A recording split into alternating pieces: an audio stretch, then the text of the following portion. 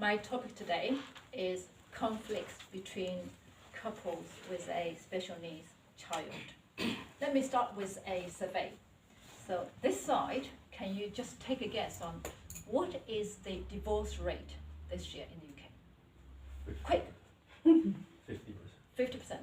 And this part, what is the divorce rate for couples with a special needs child? Quickly. 60%. The correct answer is 42% and 87%. So it's more than double, and only 13% survived. And I'm very proud to say I'm one of them. So today I'm going to share my experience or my thought on how to tackle the conflicts in a relationship like us. As a couple with a child of special needs, we normally experience more stress, social isolation, and lower social value to ourselves. And this generally creates a more fragile environment, more prone to conflicts. So, for example, like one day I took my son, for a muddy walk, and we forgot to take a spare pair of shoes for him to change into. So my first starting is really small little comment when we get in the car. By the time we get home, there's a very loud argument between us. So you can see this is actually the tension and all the stress that accumulated over the time. So my philosophy is we need to reduce that. If we reduce tension and the stress, we will have more possibilities to respond to these little triggers in a more positive way and to avoid conflicts. So I'm going to give you, not you, but the parents with special needs children, with 3 top advice. First one is let me just have a look. Prioritize tasks. That's the first thing. Okay, and the second thing is communicate effectively. And the last thing is to maintain your personal status.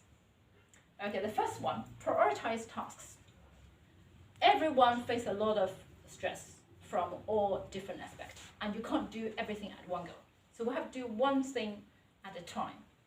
And my standard is to choose those ones who can really generate results and consume the least. So my priority that time was, first of all, I need to build a very strong team with my husband. Leave all the rest things. For example, like my daughter's social confidence, which I was really worried about.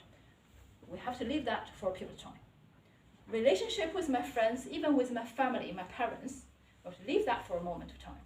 We have to concentrate on one thing until it's done to a certain extent, then we'll focus on another thing, and so on and so forth.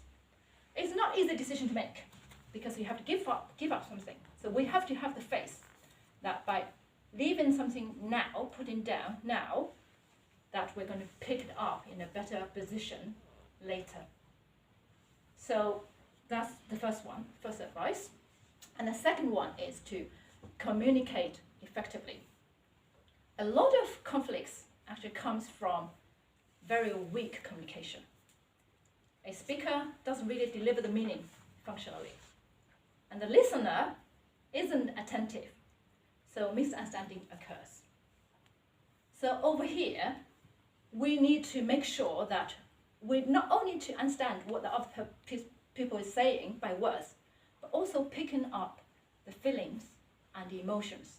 Really understand the other people's intention, real intention, and what actually the communication mean for them in terms of need unmet. So we have to find out the unmet needs and really care about that. So that's really an effective way of like people in peace, and then we understand each other and reduce the conflicts.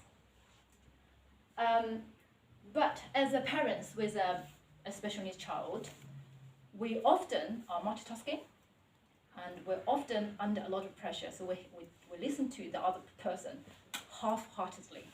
So in that way, we have to really be aware. This is all the awareness counts. So if you're aware of that, then you can really, that's really start for the communication effectively. And the last point, but not least, is to maintain personal status. So if we are in a good status with energy, physically energy, and we keep the love for the world, we believe that when we accept the situation we're in, and we believe there's a way to tackle it and face all the challenges positively, that's the status that we should be in. I know, having said that, I know it's really hard, even for people like typical couples, not just mention the people with special needs children. It's really hard to take, so don't beat yourself up. Just imagine those couples without any special needs children, they are facing exactly the same problems as we are, so feel good about yourself.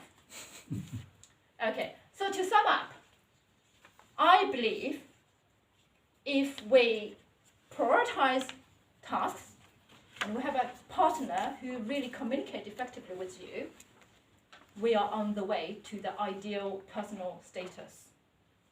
And I hope all the best for couples. Even you don't have special needs children, get stronger and enjoy your life. Thank you very much.